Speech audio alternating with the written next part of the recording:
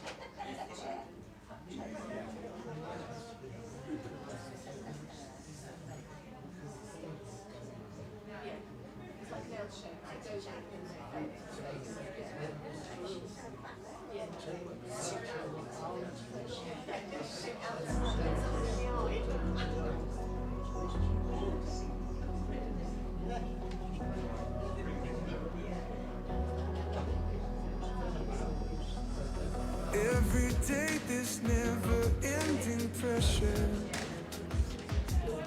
tries to take its claim over my heart. I have tried to hold it all together, but time and time again I fall apart. But that's where I find my life was never mine at all. You are the one inside, always in control. So when it feels like all of this pain is never gonna end, brought to my knees by all of these things I don't understand, don't understand. I will let the weight of my fear fall like sand, out of my hands and into yours, out of my hands and into yours. Letting go of worries I can't measure, holding on to truth that's healing me. Knowing I can trust you is a treasure. With eyes wide open now I finally see. It's here that I find my life was never mine at all. You're still the one inside, always in control.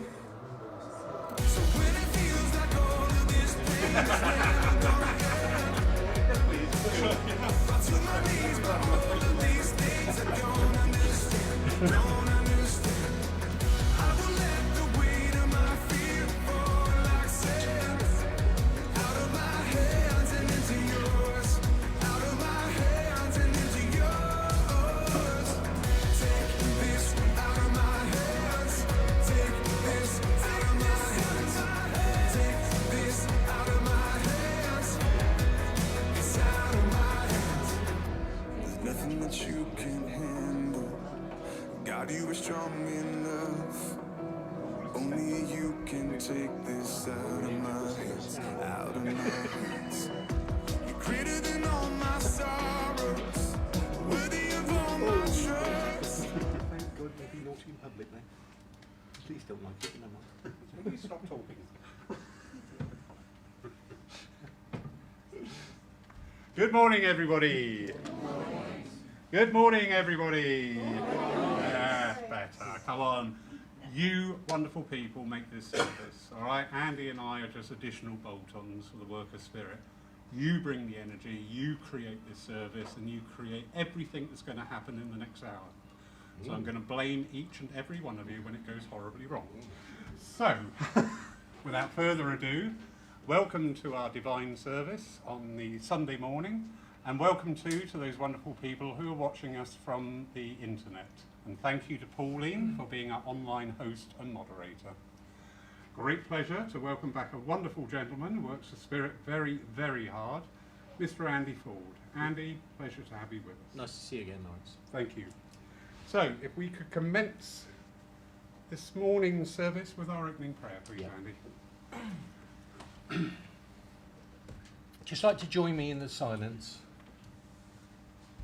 Perhaps take just a couple of deep breaths just to release and let go of things. That's right. And when ready, just gently close your eyes. As we say, "Oh, Great Spirit, we do thank you for the opportunity to come back together in person. And of course, we do welcome those that are watching via this amazing new technology that has come to light.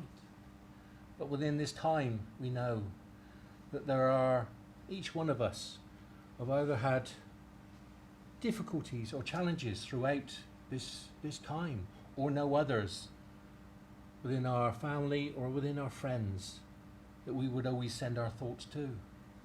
We ask always that our thoughts are sent to those that are in need, those that need the upliftment, the support. And at times, we must never forget ourselves. But again, coming together with you, us, to join together in this beautiful spiritual environment, we thank you. We thank you again for the opening of the doors and for those that have kept the doors open. As we now venture into this beautiful service, we ask that you come and join us with love, light, and always laughter. So God bless us all. Thank you. Amen. Amen. Thank you, Andy. Beautiful.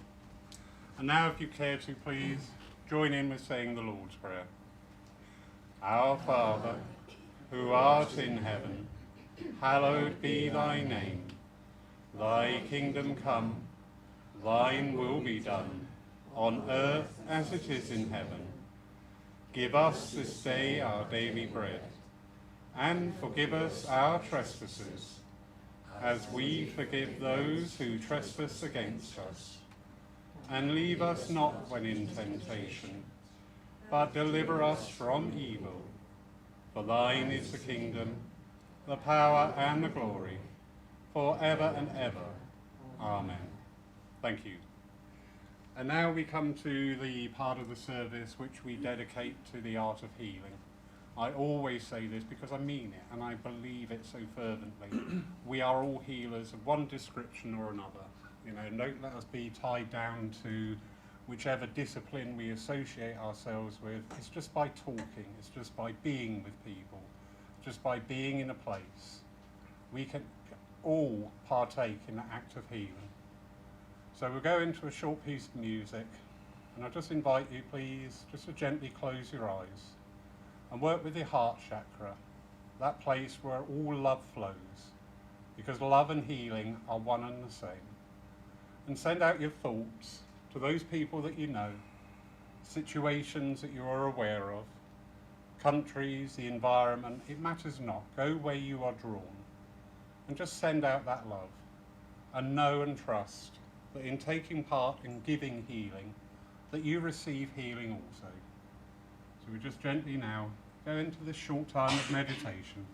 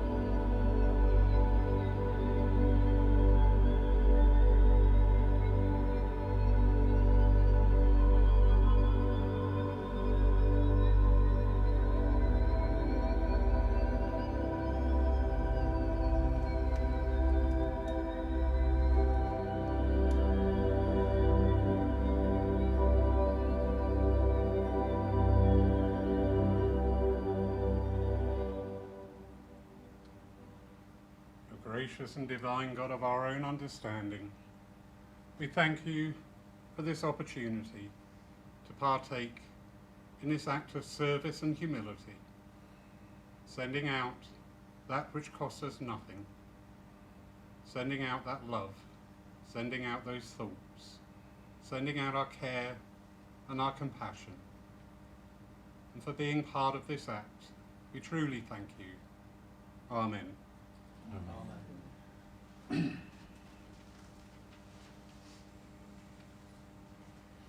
So we come to the first piece of music for today. Now we can sing again. Isn't that wonderful? If you're like me, we couldn't sing before all this, so actually it's not made a lot of difference. But we have actually, I've noticed this, lost our ability to talk and to actually project our voices a little bit. If you can sing along, great. If you don't sing along, absolutely fine. All right, it's entirely up to you. And we're having a mix of styles of the music. Stop laughing at me. A mix of styles of music within the service, because as you can see, we're just getting in so many different age groups now, and we are a vital and thriving part of this community. So enjoy the first hit. You can tell me to shut up, all right? I do live on my own. I only have 2 cats to talk to through the week. So please tell me to shut up. You could just told me that. Anyway, our first one is Take My Life and Let It Be. See, we all had the wrong side of the paper, didn't we? That's life. Thank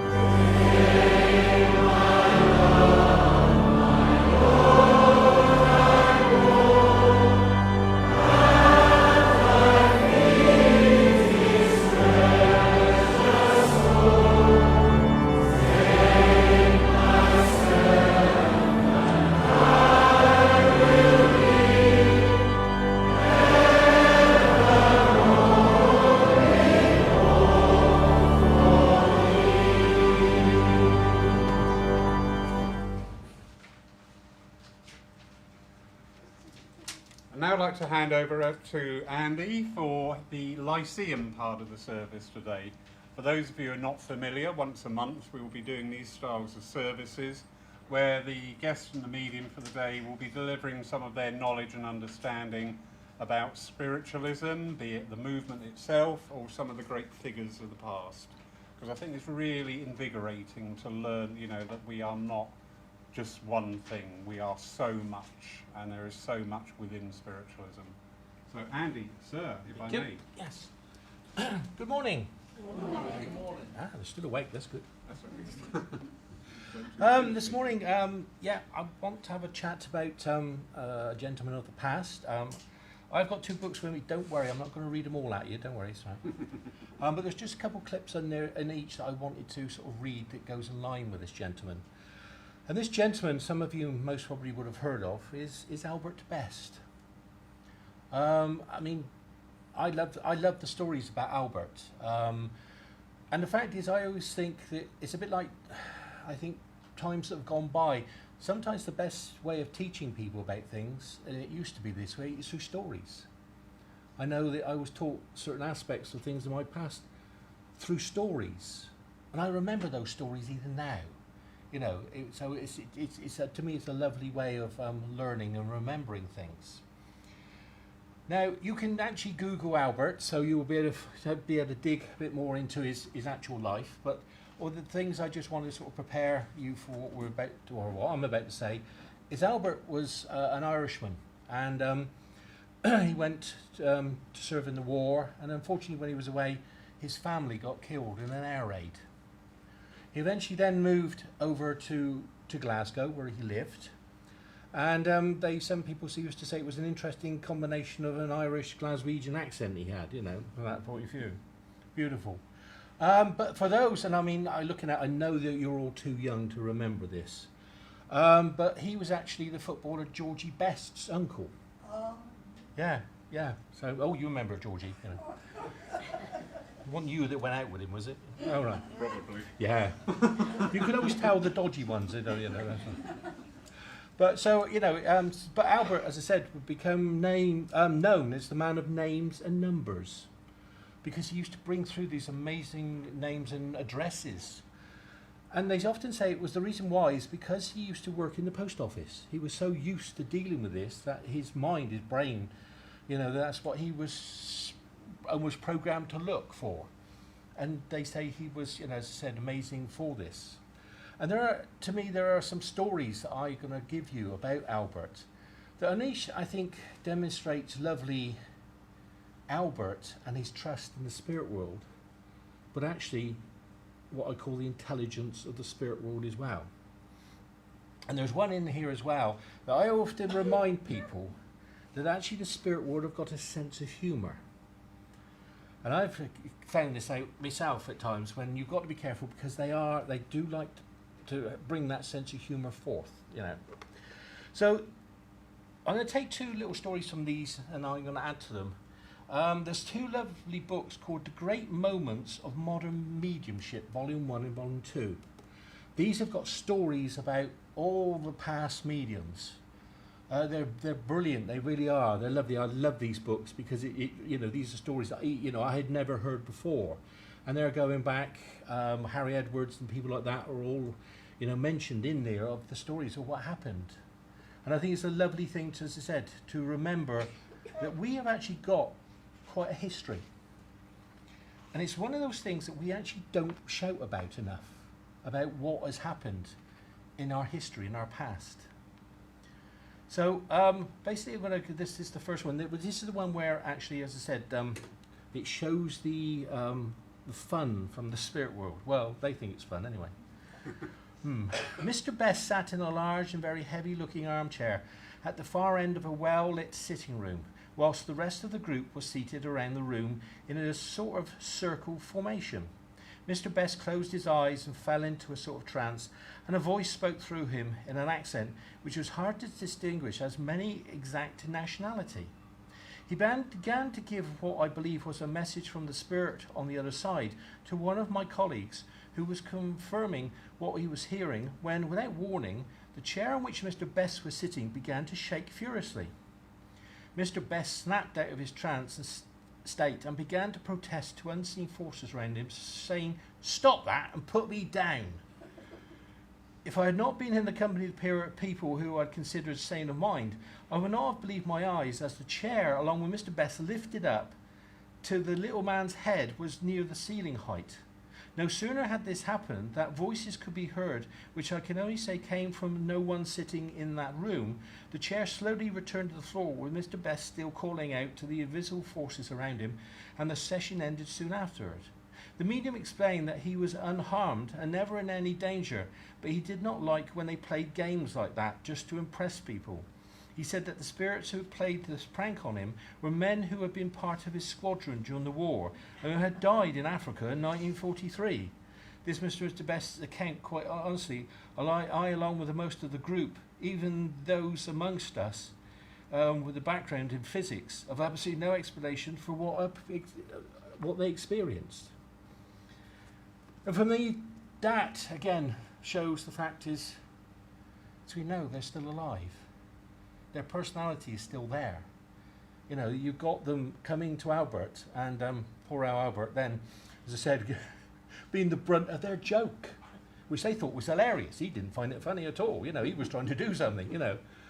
But that's them. Why would they not do that? Why, you know, it's a bit like, why would they change? If they were a naughty bunch when they were here, I'm sure, as I said, proves they were a naughty bunch when they go over. And they came back, as I said, just to remind Albert, we're around, you know. So as I said, you know, they do have a sense of humour. And I'll just read this one next, and there are some other things I want to say. Another piece about Albert. This is taken from his Best of Both Worlds, which is an account of Albert's mediumship. Albert, in an instant hidden from the family, rendered the sceptical recipient speechless after his sister persuaded him to attend a public demonstration at the Arthur Finney College. Earlier that in the day, his sister, who had been a great deal of evidence, had a great deal of evidence through Albert over the years, asked her father and son, both in spirit, to try and give her brother something that evening which nobody knew about. During the demonstration, Best picked her out, saying that he had her father and son there, but he wished to speak to the gentleman sitting beside her. He then went on to mention things that they had just happened, including arriving, as they say, on a wing and a prayer, as they'd had car trouble that evening, and only just made it to the venue. Best continued, that's an RAF expression, and you were in the RAF, and whilst with them you flew airplanes. This was true as he'd been a cadet pilot and flown solo. Something went wrong and you panicked. You didn't know at the time, but you received help to bring the plane down safely. You went from blind panic to icy calm and knew exactly what to do. Best then described how he was bringing this plane into land. He flew between the tree on one side and a water tank on the other side to land safely. As the sister listened to this amazement, she thought, this is rubbish, I've never heard this, completely forgetting that she made a request to the spirit world to make it something she knew nothing about. As they left the sanctuary, she asked her brother if Albert Best had told him the truth, and he nodded in agreement, being almost speechless with shock. While the brother was in RAF, he'd spent 48 hours leave with an aunt who lived in London, and when this story was related to her, it turned out that he had told her of this incident while staying with her all those years before, and had made her promise never to tell anybody else. So again, it's the intelligence of the spirit world. They've picked up on the voice, the thought of the lady. And Albert was the vehicle to do that for the spirit world. I mean, as I said, there are many stories, and I love them about Albert. There's one that's mentioned in here that I will sort of retell myself. Albert himself decided he was going to go to Africa on a holiday, not tell anybody. You know, he wanted this break, so he thought he'd go to Africa. So he went there. In his room, he had a phone call from reception. And they said, "Oh, Mr. Best, the gentleman from the local tribe's coming to pick you up." And Albert went, "Nobody knows I'm here." And he said, "Well, he's coming to ask you by name." And he said, oh, right. He said, well, I'll come down. So he went down. There's the gentleman from the tribe said, oh, Albert, I've just come to collect you. Come with me. So very trusting, Albert gets into this old rickety thing, and off they go in the middle of nowhere to this tribe. So he gets out, and up comes the, what would you call them? The witch doctor, that sort of thing. The spiritual man of the tribe. And said, oh, Albert, he said, they were here just now, they'll be back in a moment. And it said that at that time, his family fully manifested so he could spend time with them. Now, to me, again, the power, the amazing intelligence of the spirit world. Again, Albert was a great worker for the spirit world. There was another story, a beautiful story about Albert.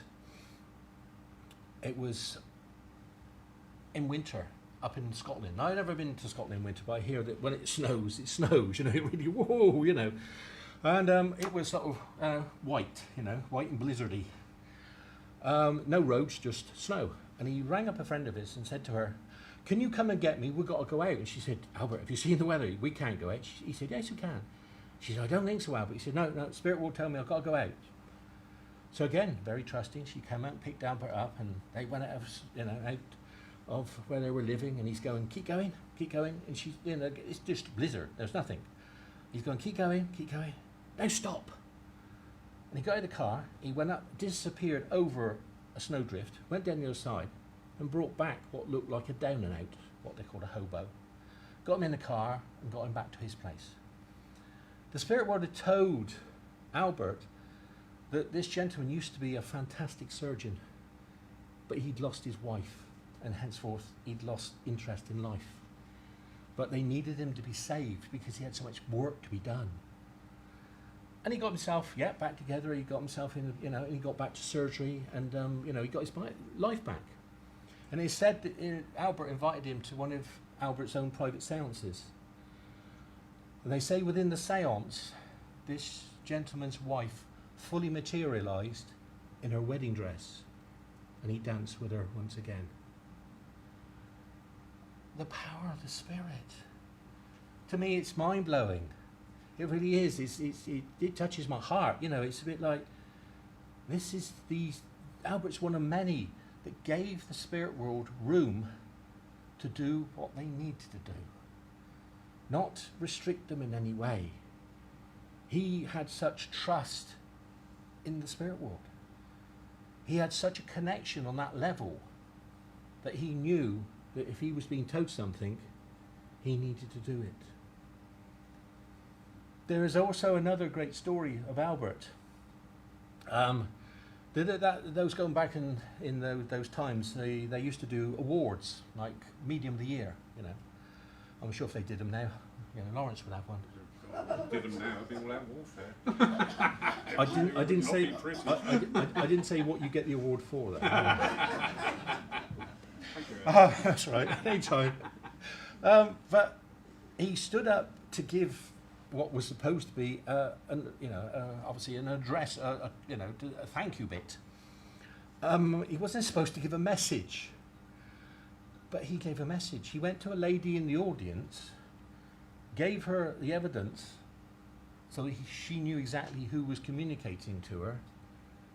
Then he told her the date and the time when she was going to die. Ooh. Such uproar. It really was, went across the psychic news. How dare this magnificent medium actually do this? How dare he? They had to recant and put an apology in because her family supported Albert, because they said, we know she was asking the spirit world for that information. The spirit world decided that they would honor her with the answer, because she did die on that date at that time. So the family, as I said, stood by Albert. And they asked Albert, well, there was thousands of people in there, could you actually do that for anybody? He said, well, no, I couldn't, because he said, it's not me. He said, it was the spirit world wanted me to do this for them. And he had that belief that he stood up, and he took a lot of flack over it. But actually, it was the right thing to do. One, she wanted it, the family wanted it, and the spirit world wanted it. And he said, well, I can never do it again unless they give it to me, because he said, you know, I don't know, it's not me, you know. And again, there are, you know, these stories about our mediums of the past that, I mean, blow my mind. And I believe there are such things going on now out there with other mediums, but we just don't hear about it. You know, it's not, you know, I'm not saying that ego-wise they should be shouted about, but they should be acknowledged. I mean, again, Lawrence mentioned healing. I mean, healing, unfortunately, I think sometimes these days is looked on as the poor member of our spiritual movement. It shouldn't be. It's one of the most powerful mediumships going. The ability to do that. For those that look up Harry Edwards, see what he did. He filled the Albert Hall with a healing demonstration. People were not looking and giving healing enough credit for what it is. And the other thing is, again, links into a story about Albert. He was over in Gibraltar, and he was being filmed by some sort of psychology style people. And it said he was doing healing opportunities out there. And as the lady walked in, Albert then went into trance. The lady herself was an Oriental lady. The guide then spoke to her in her own dialect through Albert. As they say, no way Albert knew that. And as I said before, it was bad enough understanding his Irish, sort of Glaswegian accent, let alone Oriental as well. But the guide spoke fluently. And they gave the lady the healing in the way that she needed it. But again, it's because he was such a committed, open worker to the essence of what the spirit world wanted. And I think, you know, he is just one example. And you can go online and read about his life, you know, which is why I haven't mentioned too much about his life, only of his spiritual work. Because these stories are not so readily available to remind us of what went before and what is happening now, I believe, is said. And I will leave you with one story, because a bit like Lawrence, once I start talking, I can keep talking. Again, to do with healing, but to do again with the spirit world. There was a house where a room was given over for Albert to do his healing from. It was, you know, he used to run his healing out of this with the help of other people. And one day, unfortunately, the house caught fire, and it did quite a bit of damage to this house. And I remember Albert speaking to, obviously, the firemen and that, which were scratching their heads a bit. They couldn't understand something. The one room that never got touched was his healing room. It survived. No problem. Interesting. But as I said, you know, if you get the chance and you love stories, then look these books up. They're full of the stories of the past to remind us about what is possible. Not to be the clone of anybody else, but to be who you are. And it is, again, inspiration we should be taking from those to push the boundaries now of not accepting things as they are. The spirit world have moved on. They can do other things if we allow them to, and we don't expect them to work in specific ways. So as I said, do look at our heritage, our beautiful history. There's even a story in here about a seance that took place in a plane as an experiment. As I said, to me, that's what we should be getting back to. Not sure they let me in a plane, but there you go. Yeah. Can we have a science in a plane, please? Oh no, we're all going to die. No, that's right. That's the worst thing that can happen to them, isn't it, really? You know? Oh, bless them. But as I said, you know, it is just remembering these people. And I'm not doing this to put them up on a pedestal. They are the stories of what they experienced and what they achieved. As I said, We are now in a different time. Mediums have to work in different ways, different aspects, allowing the spirit world again to bring those different energies in because they will move forward. As you would imagine, the evidence now is greatly changed. You can imagine many years ago what, in the nicest possible way, what a grandmother was like. And my grandmother was a bit like that typical grandmother. These days, if you talk to grandmothers, what are we talking about? Studs, tattoos, piercings, iPhones. No, you know, these are the things of the present grandparents. You know. And the other things, these grandparents that are now actually had some very interesting lives, naughty lives, haven't you, dear? That you know that are different to what was done before. So we have to be again open to new or updated evidence. So as I said, just like you to leave you with the thoughts of what is possible, anything. Never restrict the spirit world, but allow them to have fun. And if you raise and hit your head on the ceilings today, it's not my fault, it's theirs, they're playing. Leave you at that, thank you. Andy, thank you very much. Absolutely lovely talk. I don't want to know the time of when I'm going to go back home. I just want to know the place. You're not planning anything And I'll never tomorrow, go are there. you? So we now move on to our second piece of music for the day, and this is All Creatures of Our God and King.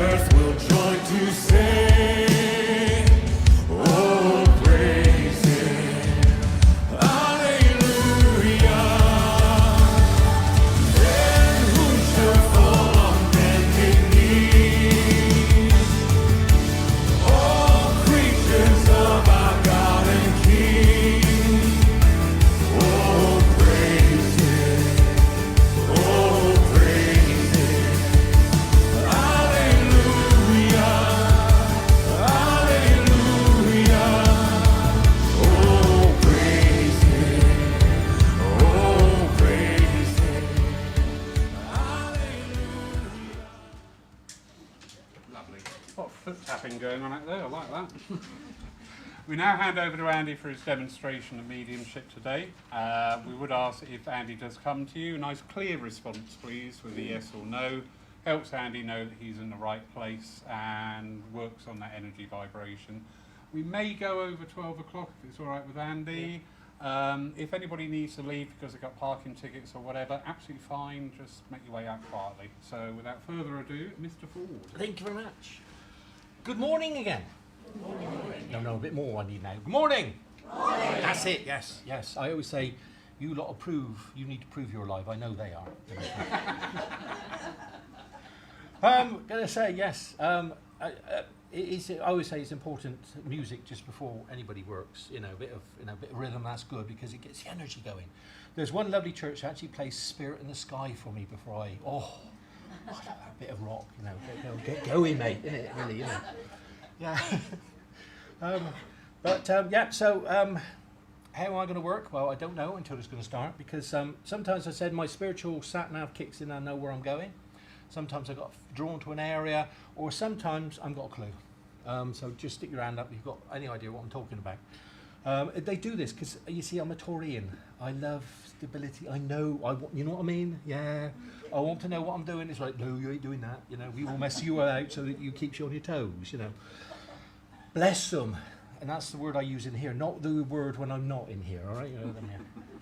So we have to see, from that point of view. And I know, as I said, that as I'm blurbing on, I'm waiting for them to sort of blend with me. Because again, another one of my lessons is I don't normally get anything until I stand up, you see. So I know, as I said, that, that I feel as if I've got Mum joining me with me, because that's the feeling I've got.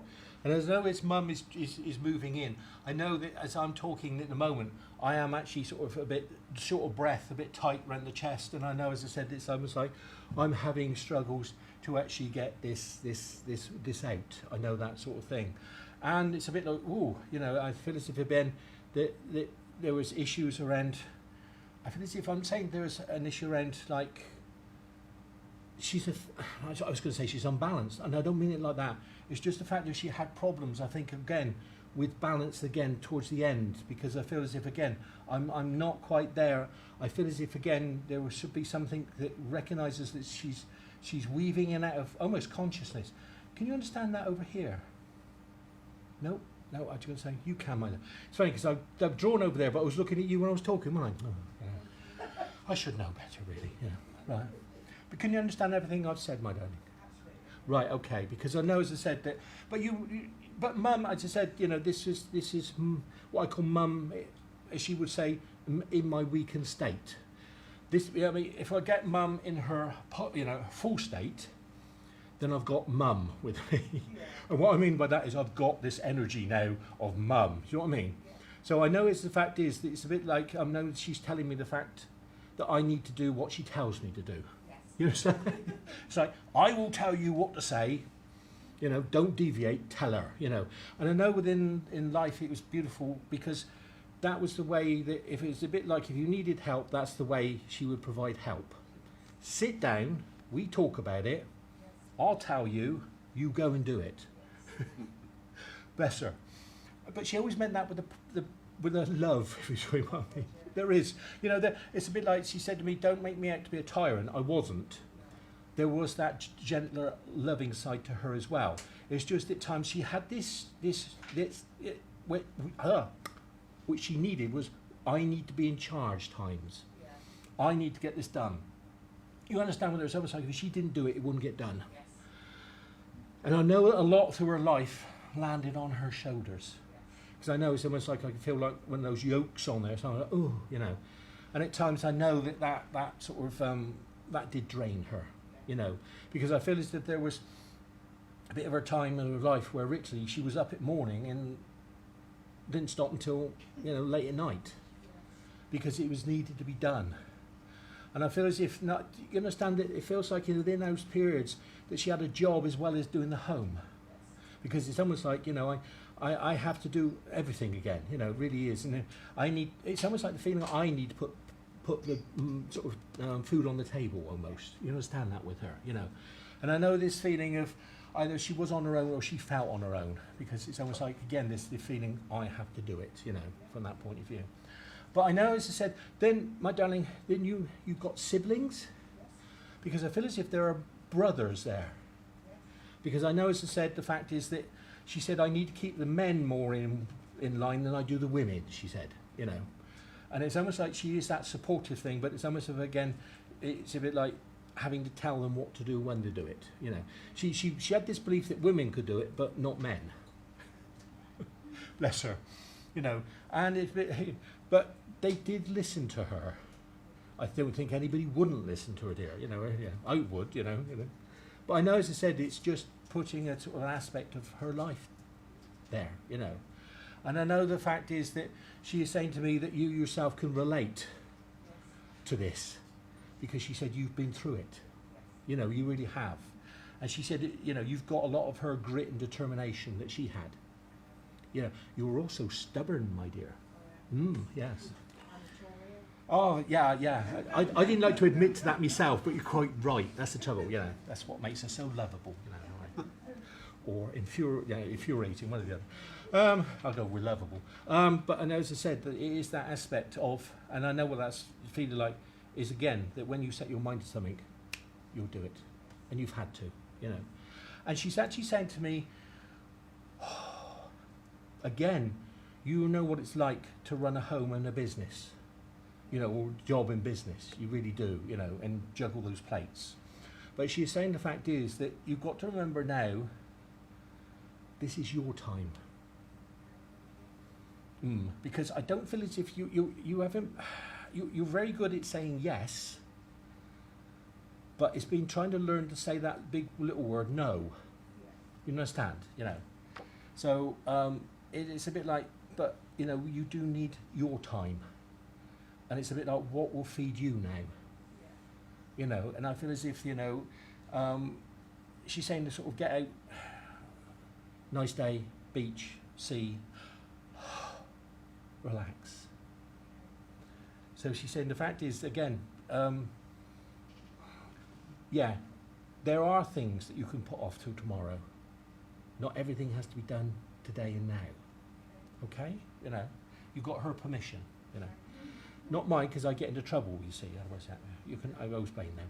But I know the support is coming through, and the love for you from her, and saying, I'm there. And you do, again, you do deserve this. And as I said, there's a lot of love coming to you from Mum. So you better do as you told her. She'll be round there straight away. Okay? Thank you, bless you. Right, okay, so how else have we got now? Right, okay.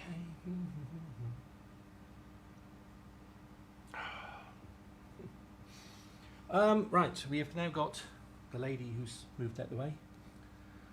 And yes, I would say I've asked her to move that way. I won't tell her what to do. Oh, no. Otherwise, I don't think I'd been able to learn to duck quick enough for her. You know what I mean? Bless her. She said, oh, but I did it with love, though. You know. She said, you ain't gone very far, she really. But right, get over there, dear, please. Oh, sit over there. Oh. And I know, as I said, as she's moving away, I've got a gentleman that is actually sort of moving in with me now. And I know that the gentleman would have been about my height. I say, you know, it's not easy. It's not that difficult to be slimmer the build than me, is it really? But he was, you know. But I know, as I said, within his prime again, he has shown me that the image of being an old-fashioned bobby, an old-fashioned policeman. And I want to go back a bit with this gentleman, because I feel as if that, you know, that's when he has these stories about not them belting around in cars like they do now, that he was more of somebody who would have mixed with the environment, with the local people. You know, he's what they call the old-fashioned one, you know, the one that would have given kids around a clip around the ear and told them, go on home, you know, stop messing about. Whereas these days you can't do that, he's saying, you know. Can anybody understand this gentleman? You can. Oh, just both of you. Is it the same gentleman? I was going to say, or is it separate gentlemen you understand? No, it would be the same gentleman. It won't be the same job. I didn't know if you were related. They're not telling me, so yeah, right. So let's see where we go. So it could be we could have moved down to your friend. You know, that's right. So I know, as I said, but you understand. But I feel as if again, it feels like I'm still in the family with this gentleman, and I think I need to talk to you, my love. You understand? He's still family. Yeah. Two. You can understand that as well. Ah, right. Well, the gentleman's right. Right. We'll sort this out. Right. Because when I want to go back, then I feel as if that I'm talking about Dad. Can you understand it being Dad? Dad, yes? No. Right. Okay. So we'll just double check we're with the gentleman there. But you can, so you can remember that your dad. I feel very much like that. Where your dad worked was more country based. You know, I feel as if I'm not in the centre of a town. I'm out more like a village type environment. He was born in a village. He was born in, but he didn't work in a village. Not when he was a policeman. No. Right. He was in London. He was in London. Right, hang on there. Yours did. This is when something that happens when I get two of them, very much the same, that come in together just to keep me on my toes, you see. See, they do this. Taurine again, see. So I need to get them out of the way, because I said yours was a real village, Bobby, whereas yours was more of a... Right. My great-grandfather was a village. Was it as well? We could have a busload here at the moment, couldn't we? I think we got a busload here. So let's see which one are you going to sort out first. Right, that's right. Okay. Then if I could say, as long as I've got yours with me now, which I need, your father, I feel as if, but you did. It makes me feel as if he did move around though. So it's a bit like I feel as if he would have stayed within London, but I feel as if there was a few moves around house-wise in London. Yes. You understand that? Because as I said, it's almost like, you know, I didn't stay in one place all the time. We moved, you know, from that point of view. And I know as I said that there are stories that you have of remembering of Dad and the work he did. Yeah. You know, and it's still talked about in the family now. It really is. Because I would have said that also you must have an old photograph of Dad in his uniform as well. Yes. As I know, he said he was very proud gentleman, was your dad. Very proud, you know. And he was a great one of what I call right and wrong. It's almost like, but again, he was more, especially with what I call in the local sort of environment, then he was of the old ilk of saying with kids, look, I'll give you a smack around the head, but don't you do that again. You know, because he said, I know who your father is. You know, he knew them, you know what I mean, from that point of view. And I know from that point of view, he said, you know, he said it was so different then. It really was, you know. And he's saying the fact is that, but you yourself, I know it's not being rude to you, sir, but through your ages, you've seen the changes in the world, Yes. you know. And you yourself have had, I feel as if that you've had, was it you that's in the army or that Air Force? Then apologies, because I can see you, I'm not very good on uniforms, but you can understand you've been in, because I feel as if that you travelled within that as well. Yeah. So it wasn't just within this country, Yes. you went to other countries as well. No, you didn't. Right, then why is he giving me other countries then? Right, let's go back. I'll throw that back to him and ask him what he's up to with that. Because he's given me this thing about the travelling in other countries. Right, okay. Then, sir, then you must have interest. I say you must have interest in, I can say, what I call foreign affairs. Yes.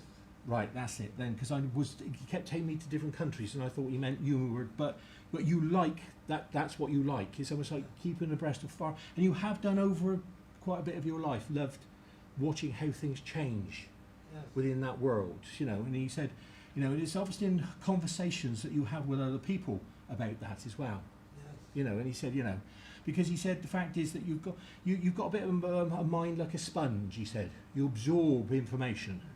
Well, you absorb stuff that you want to remember. And you don't remember what I just said. Sorry.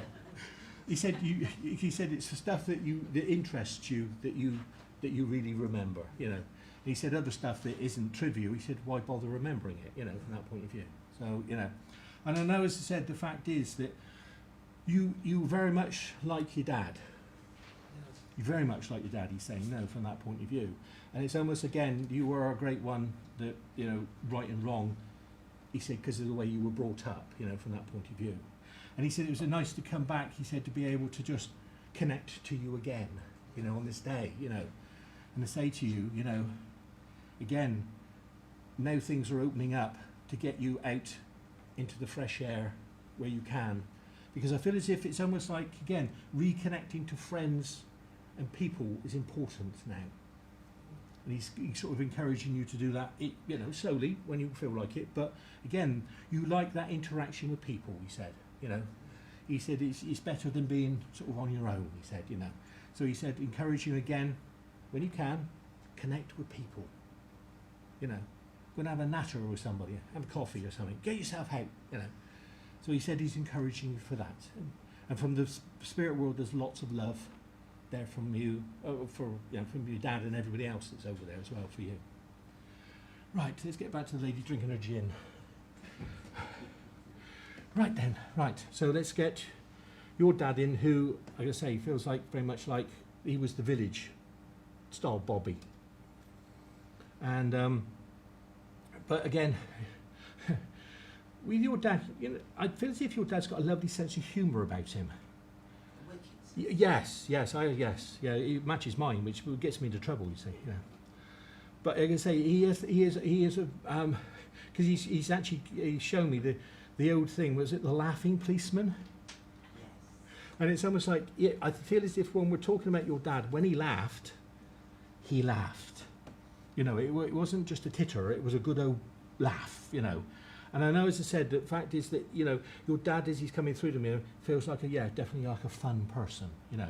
I think the fact is, I don't know if you remember, I feel as if it's a bit like Christmas, he'd be a bit like a big kid himself. Say no if it's not right. Because it's this feeling of being a big kid at Christmas. And if I'm not right with him, then I've got a feeling it must be with you. You must be the big kid at Christmas. And apologies, because again, when I get the feelings, they don't always... No, but yeah, you are like, like an 8-year-old, you know, it really is, you know. And I feel as if the other thing is that you do go over the top with everything then. I do. Yes.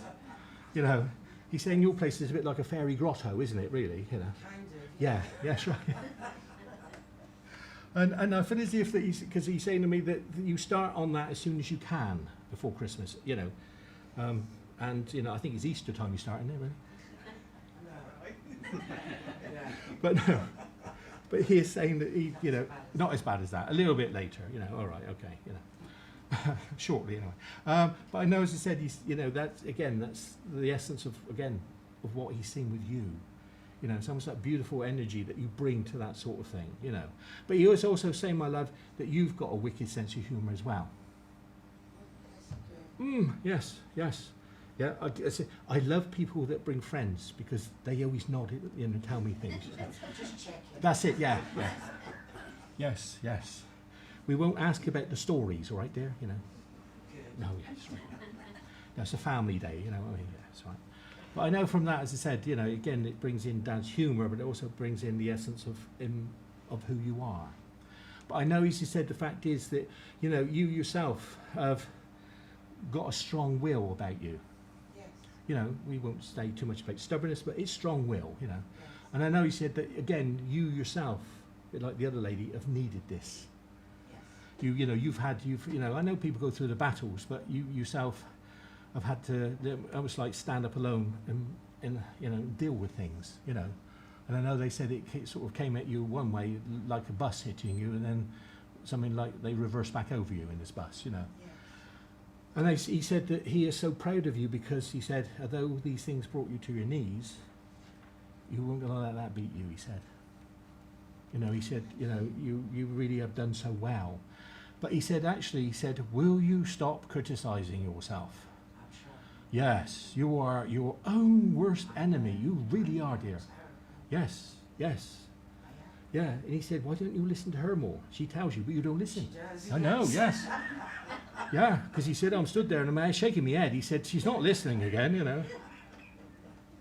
So you've got a reminder now, you know, even her dad knows that, you know, so, yeah, but, and he's saying, please don't do that. He said, there's enough people in the world that try and knock people, he said. But he said, actually, just because they say it, doesn't mean it's right. but you are a sensitive bunny, my darling. You take things to heart. You really are. And I know the fact is, he's telling me that over a period, you don't have to attract wounded soldiers. You really do. And I think it's the healing side of you, he's saying. You know, you do attract these aspects of people that come into your life. You help them, put them right, and then they disappear, you know. Yeah, yeah. But he said that's your heart. You know, he said you're such good-hearted, but because you wear your heart on your sleeve, you then get hurt. But you know, he said, but from that point of view, again, this healing asset, that's a great healing thing you do. The other thing is, you know, before your dad goes, he said, you're another one, he said, that sits in coffee shops and people talk to you. I do attract people. You do, yes, yes. Yeah. They're just drawn. They are, yeah. You're like a nutter magnet, aren't you, dear, really, yeah. Basically. That's it, yeah. Yeah, I'd be careful. Are you well insured if you're going out with her, you know? I'm just trying to suck my pants and say, what are you insinuating? That would be wrong. You know, you wouldn't know. I wouldn't be wrong, would I? Really? No. I didn't like to sort of. I tried to let that one slip under, and it didn't work. You know. So yeah, she's not the only nutter, you know. So it's all right. You know. But she's a good nutter. So that's right. That's fine for that. You know. But I know, as I said, you know, again, it's healing. You know, these people need to unload. Unfortunately, they do it on you, and then you're a bit drained afterwards. You know. But it is. She said it is. He said it is that energy that you have. I said it's a healing energy. But he said the main thing, again, we wanted to come and touch base with you again, you know, to be able to have this little natter, but also to give you this encouragement for you. Please, don't keep beating yourself up. You know, you are so much better than you consider yourself. He's going to have to work on your self-worth with you a bit, you know. It is, you know, and he said, he knows it's the past, he's not going to keep going on about it, but he said, I know what it is, and he said, we just need to build you back up again, you know. You see, the danger is the stronger your energy gets, the more nutters you're likely to get. So, you know, there's always a downside, isn't there, really, you know. But as long as they're like her, you should be all right, you know. But I know, as I said, just know that the power of the spirit world are there, supporting you always. Just send them the thoughts, because you talk to them anyway. You really do, you know, yeah. So he said, you have a good old natter, so he said, that's good. He said, but can you actually sometimes listen to them more than the living? Yeah. Because he said they make more sense, honestly. So again, just take the love, and again, that beautiful support. And again, just check your insurances. I mean, thank you. Right.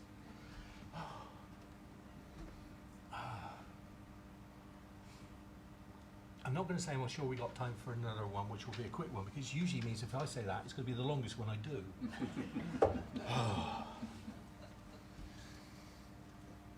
Right, okay, right.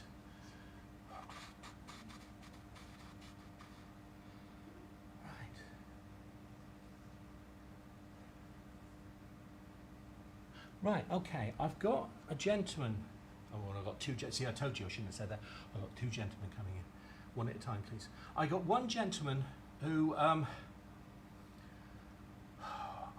trying to judge his age because he's telling me he always looked younger than he was. He considers himself a little bit of like Peter Pan, I feel as if, the way he's coming in, because he said, you know, I was always wanted to be young at heart. And I know as he's coming in, he's a very sensitive gentleman.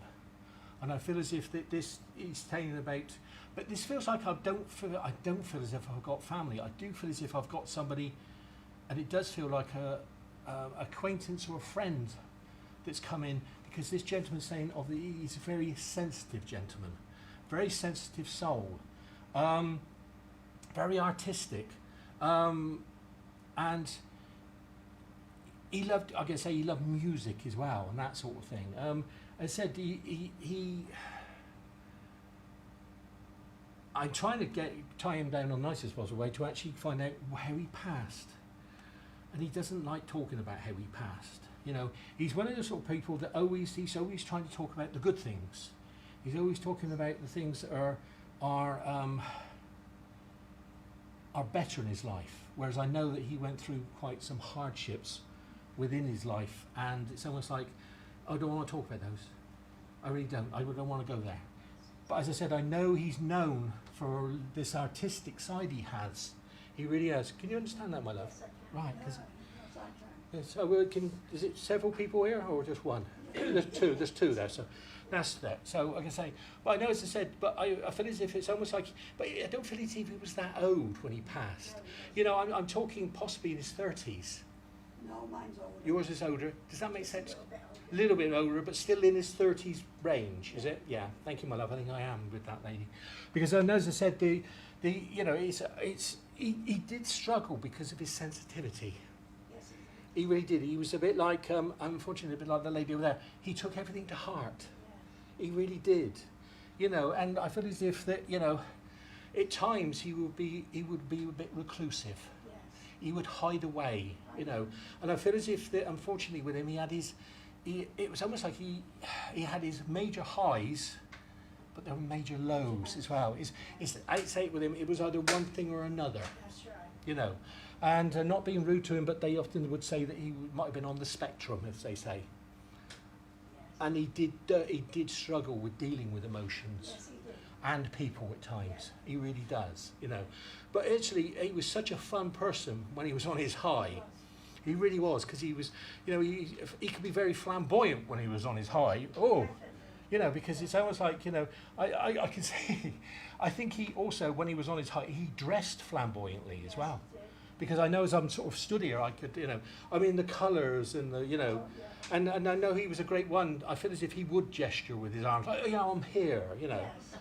You know, I'm here. You know. He feels very much like this is a big word for me, a thespian. You know, you know. I'm hoping that's not a rude word, because I'm in trouble if it is. You know. Yeah, I have to double check these things when they give it to me. You know. I need a spiritual dictionary, don't I? Really. But he is of the stage. You know what I mean? He's almost like, you know, he liked an audience. Yes. You know, and I feel as if that, you know, he given here, or he could stay here all day with you lot, you know, because it's almost like I'm here, you know, I really am here, you know. But I feel as if he did do some acting. Yes, yes. Not, I would say, It was a hairdresser and he died. is that what it is?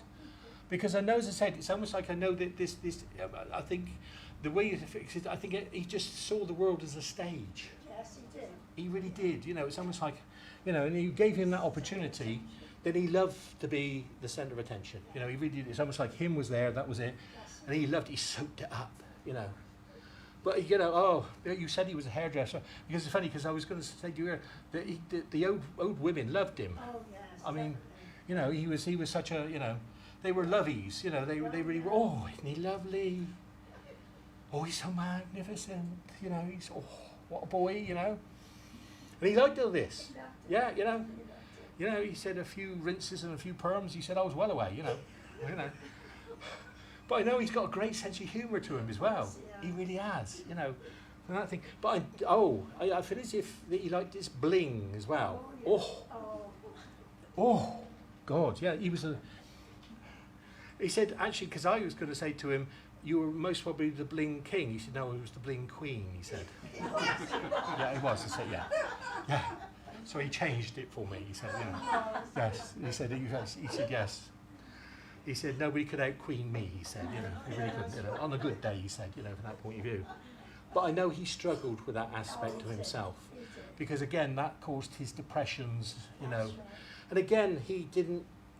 Unfortunately, he experienced people that didn't treat him very nice because of the way he was, if we put it that way. You know, yeah. But he said, unfortunately, as he said, he let them get to him, Yes. and that led to the end. It did, yeah. He said he couldn't take any more. No, that's right. He really couldn't, you know. And I know he said he doesn't like talking about that side of things, No, but oh no. But he said, to him, unfortunately, it got to the stage where it was the only way out. Only way out. That's right. You know, and I know it left such a hole in people's lives. Especially at night. Oh yeah, he didn't ever really realise what he meant to people. That's right. He really didn't, you know. And it's a bit like the joy that he used to bring, Oh, yeah. and the energy, you know. You know, in his height, if he walked into a room, oh, they'd all graduate to him, because not only because of his energy, really. You know, not only that, because he mostly stood out so much in a room when he walked in. Well, you know, if you walked in wearing that, you would stand out, you know. But bless him, on his good days, he really didn't care. Yeah, we did.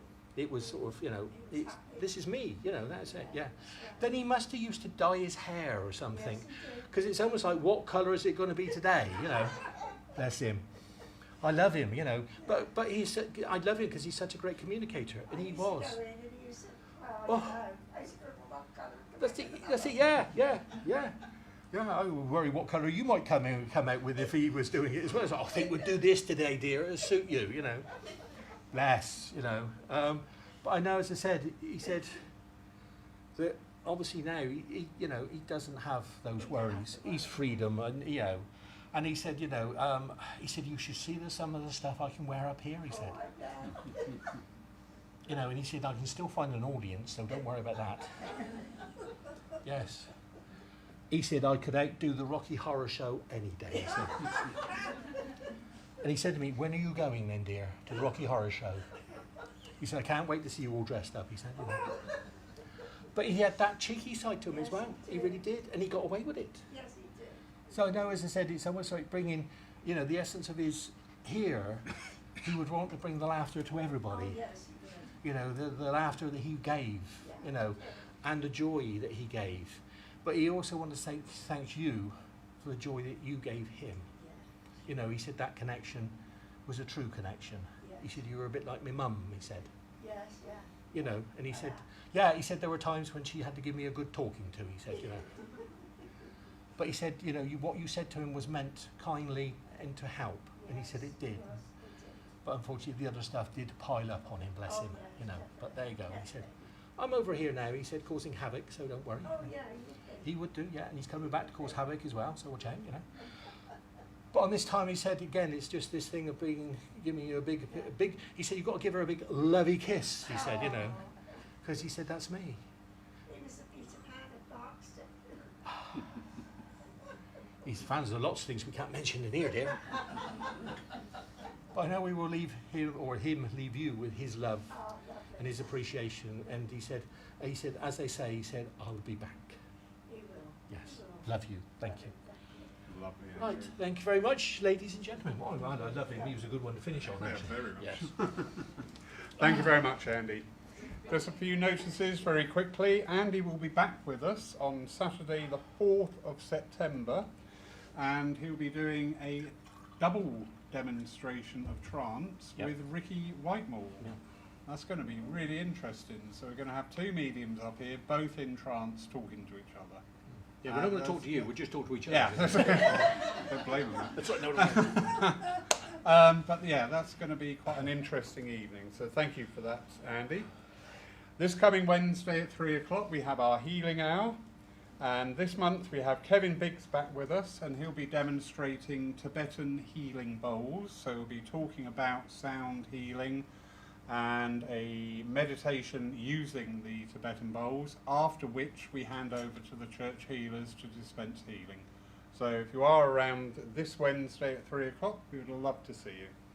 Next Sunday we have a divine style service, and that will be taken by myself with the lovely Sue. Chair, I did ask you, didn't I? Oh, that's all right. Be warned. If you just sit here, you'll end up with a job. But the lovely Sue will be chairing for me. This Thursday afternoon, we have the first of our psychic surgery and spiritual healing sessions with Brian Walker. These are available. These are available as half-hour appointments. We have from 1 o'clock until 3 o'clock inclusive left. There is a fee attached to those, but those of you who have seen Brian, he's done 2 dems here, and further afield he works out in the community, like the Healing Weekend, very successful for him. So if you are interested and want to know more details, please ask after the service. Just to quickly point out as well, the collection plate is left there. We are trying to mitigate any transmission risk where we can, hence no hymn books, hence not passing the plate around. So please don't forget that the collection plate is just there. That concludes the notices, and I'd just like to ask Andy for his closing prayer. Thank you. Again, just coming into the silence. So we say, oh, Great Spirit, we thank you for this service. We thank you for those that have come to be with us, those that have come just to be in our company and those that have actually come to communicate. We thank you for the upliftment and the laughter and the connection to your beautiful world. And we ask that in the coming weeks that our thoughts always go to those around us and ourselves that need help, upliftment, assistance, or just moving down our own pathways. So we look forward to come together again in places such as this in the near future. So God bless us all. Thank you. Amen. Amen. Andy, thank you very much for your Lyceum service. Thoroughly enjoyable. Thank you everybody for being here today, because as I said at the beginning, you create this service and the energy in here is really awesome. So thank you, thank you, thank you. And thank you too to all those people watching us from the comfort of your homes. And we wish you a wonderful day. Thank you. And you.